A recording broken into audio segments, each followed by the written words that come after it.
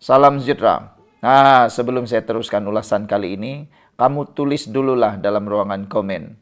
Patutkah kita menyokong membayar denda saman fitnah kepala batas? Patutkah ahli-ahli PAS membantu ahli parlimen kepala batas membayar saman fitnah berjumlah lebih 800,000 terhadap 3 orang pemimpin DAP? Anda tulis dulu dalam ruangan komen tentang soalan itu. Patutkah ahli PAS bergotong royong menanggung beban seorang yang membuat fitnah, dosa besar itu? Perlukah ahli-ahli PAS, khususnya juga dalam Perikatan Nasional, membantu bergotong royong menanggung dosa besar itu? Atau patutkah PAS yang telah pun mengedarkan surat berkeliling meminta supaya semua pemimpin-pemimpin PAS membayar, berkongsi membantu membayar saman Dr. Siti Mastura itu? Patutkah mereka berkongsi ataukah mereka tidak perlu bayar kerana bukan mereka yang melakukan dosa tersebut? Ada netizen kata, dah berani buat dosa, tanggunglah sendiri. Mana boleh kongsi-kongsi dosa, kata mereka. Dosa perlu ditanggung sendiri. Dosa tak boleh dikongsi-kongsi. Itulah komen netizen. Namun demikian, yang satu ini lagi hebat komen dia. Dia kata, derma jihad disaran transfer terus kepada pemimpin DAP. Begini ceritanya. Daripada susah-susah memberikan derma kepada Siti Mastura untuk membayar saman fitnah itu, lebih baik mereka terus transfer duit itu ke akaun DAP atau akaun pemimpin DAP itu untuk membayar saman Siti Mastura, supaya mengelakkan berlakunya ketirisan, penipuan atau sebagainya. Ia salah kan? Duit pada asalnya mungkin tujuannya untuk membayar saman. Tetapi bila sudah terlalu banyak duit itu, biasanya manusia ini tergodalah kan? Tak tahulah. Dalam kes Siti Mastura ni, adakah yang tergoda untuk guna duit derma pula? Kita dah tahu, bukan di PAS, tetapi adalah beberapa kes yang berlaku di Malaysia ini, derma itu diselewengkan. Itu yang kita risaulah kan. Asalnya, niatnya derma itu untuk membantu membayar saman fitnah. Tapi bila ada duit, lain pula ceritanya. Itu niatnya telah menjadi lain. Itu yang ditakuti. Jadi, seorang aktivis politik ini menyatakan bahawa daripada membayar kepada PAS, lebih baik transfer terus saja kepada pemimpin DAP ini. Ini sebabnya. Penyokong PAS secara sinis disaran transfer terus kepada pemimpin DAP berkaitan jika ingin menyalurkan derma jihad bagi menampung saman fitnah RM825,000 yang dihadapi ahli parlimen kepala batas Dr. Siti Mastura. TikTokers Wan Hadi berpendapat, langkah sedemikian untuk memastikan sumbangan itu tidak disalahgunakan masuk dalam akaun lebay. Pergi jumpa Lim Kit Siang, Lim Guan Eng. Kata dengan dia nak nombor akaun untuk transfer. Duit kata YB. Saya nak sedekah kepada DAP katanya. Sama saja konsep dia. Kalau kau transfer kad YB Mastura pun, duit itu tetap akan pergi pada DAP juga. Bayar saman pada DAP. Cuma bezanya dia senang sajalah. Kalau kau transfer kepada Lim Kit Siang, duit itu terus kepada DAP.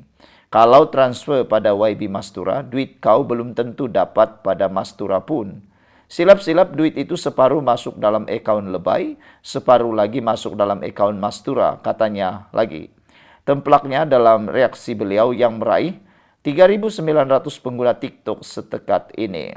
Kemarin, pimpinan PAS dari peringkat pusat, negeri, kawasan, dewan dan cawan diarah melancarkan derma jihad dengan jumlah semaksimum mungkin. Setiausaha Agung PAS, Datuk Seri Taqiyuddin Hasan menerusi satu surat berkeliling berkata, kegagalan Mastura menyelesaikan tuntutan berjumlah RM825,000 kepada 3 pimpinan utama DAP boleh menyebabkan prosiding kebangkrapan. Kesannya, boleh menyebabkan ahli parlimen kepala batas itu hilang kelayakan dan kerusinya akan dikosongkan untuk suatu pilihan raya kecil menurut surat itu lagi. Sekian dulu untuk kali ini. Jangan lupa tinggalkan komen Anda, tekan butang subscribe. Bye-bye.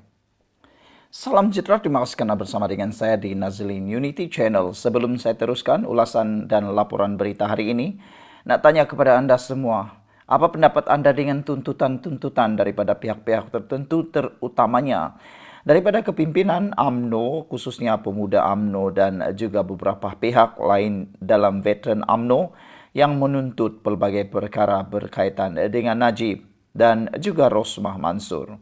Ada yang menyatakan kononnya mahu supaya pendakwaan dan semua kes-kes berkaitan dengan Najib, UMNO dan juga Rosmah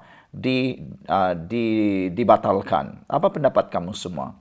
Patutkah itu semua perlu dibatalkan oleh Anwar Ibrahim atau perlu diteruskan? Kerana semua ini berpunca daripada kemenangan Rosmah Mansur dalam satu kes baru-baru ini.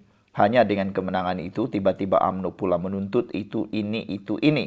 Terutamanya apabila ada yang turut menuntut supaya semua pendakwaan haruslah digugurkan. Apa pendapat kamu semua? Dan adakah Najib akan mengalami nasib yang baik selepas perkara tersebut walaupun telah dijatuhkan hukuman dan telah dinyatakan oleh Hakim Mahkamah bahawa Najib memalukan negara Malaysia dalam penghakiman beliau? Najib kini menjalani hukuman penjara dan denda di penjara sekarang. Hari ini kita digemparkan lagi dengan kenyataan veteran UMNO untuk mahu konon menuntut Perdana Menteri menegakkan keadilan terhadap Najib. Ada netizen yang menyatakan, apa pendapat kamu tentang pendapat netizen ini? Ada netizen yang mengatakan bahawa mereka persoalkan, apalagi tuntutan yang mahu dituntut oleh Najib. Semuanya telah ditunaikan. Bahkan dengan kata lain, semua proses kehakiman undang-undang telah dilalui dengan baik oleh Najib. Daripada A sampai Z, sampailah ke mahkamah yang terakhir ada di Malaysia, iaitu Mahkamah Persekutuan. Najib tetap didapati bersalah. Jadi, apalagi keadilan yang mahu dituntut oleh veteran UMNO ini? Apa sebenarnya yang mahu dituntut terhadap keadilan terhadap Najib ini? Ada netizen kata, keadilan yang patut dituntut ialah keadilan terhadap rakyat jelata, yang mana wang rakyat jelata yang sepatutnya digunakan untuk pembangunan rakyat telah disakau di sini sana berbilion-bilion ringgit, dan ini telah pun disahkan melalui ucapan-ucapan Anwar Ibrahim sendiri. Ada yang disakau, dirasuah, dimakan, dientah apalagi lah. Jadi, yang nak ditegakkan sebenarnya siapa? Adakah Najib ataupun rakyat? Ada netizen menyatakan bahawa yang perlu ditegakkan bukan Najib tetapi rakyat. Veteran UMNO hari ini menuntut Perdana Menteri Datuk Seri Anwar Ibrahim menegakkan keadilan terhadap bekas Perdana Menteri Datuk Seri Najib Tun Razak yang didakwa menjadi mangsa utama oleh pendendam yang menerajui kerajaan selepas kejatuhan Barisan Nasional. Apakah patut Najib mendapat keadilan lagi? Atau adakah Anwar Ibrahim perlu melayan permintaan veteran UMNO ini? Kadang-kadang kita rasa UMNO dah mula naik kepala, dah mula menuntut. Diberi betis nak peha lagi, dapat peha nak kepala lagi. Itulah yang sedang dikatakan berlaku kepada Anwar Ibrahim sekarang. Ada yang menuntut, inilah masalahnya apabila kerajaan perpaduan dibuat. Terpaksa dijaga di kiri, kanan, depan, belakang. Setiausahanya, Datuk Mustafa Yaakob berkata Najib tidak wajar menjadi mangsa dendam melalui pendakwaan terpilih oleh Tun Dr. Mahathir Mohamad yang menjadi Perdana Menteri ketika itu. Katanya lagi, isteri bekas Perdana Menteri Datin Rosmah Mansur, timbalan Perdana Menteri Datuk Seri Ahmad Zaid Hamidi dan beberapa pemimpin UMNO turut menjadi sasaran. Najib terpaksa meringkuk dalam penjara. Manakala Ahmad Zaid dan Rosmah dilepaskan oleh mahkamah, Najib telah dianiaya atas nama undang-undang. Mahathir telah merancangnya dengan teliti dan menggunakan semua instrumen yang ada bagi memastikan Najib bersalah, katanya. Jadi, veteran menuntut Perdana Menteri supaya dengan berani menegakkan keadilan terhadap Najib setelah dia sendiri pernah dianiaya Mahathir satu masa dahulu. Ini masanya membuktikan kebenaran bahawa terdapat pendakwaan tergesa-gesa dalam kes profil tinggi, katanya pada kenyataan. Sebelum ini Anwar sekali lagi menafikan pembabitannya dalam kes mahkamah melibatkan Rosmah Mansur. Beliau sebaliknya menyatakan bahawa beberapa pendakwaan yang dibuat selepas PRU 14 itu terburu-buru sehingga banyak kecacatan. Mengulas lanjut, Mustafa berkata kenyataan yang dibuat Anwar adalah tidak wajar dan patut diberi penghargaan. Sekian dulu untuk kali ini. Jangan lupa tinggalkan komen anda. Kita jumpa lagi. Bye-bye.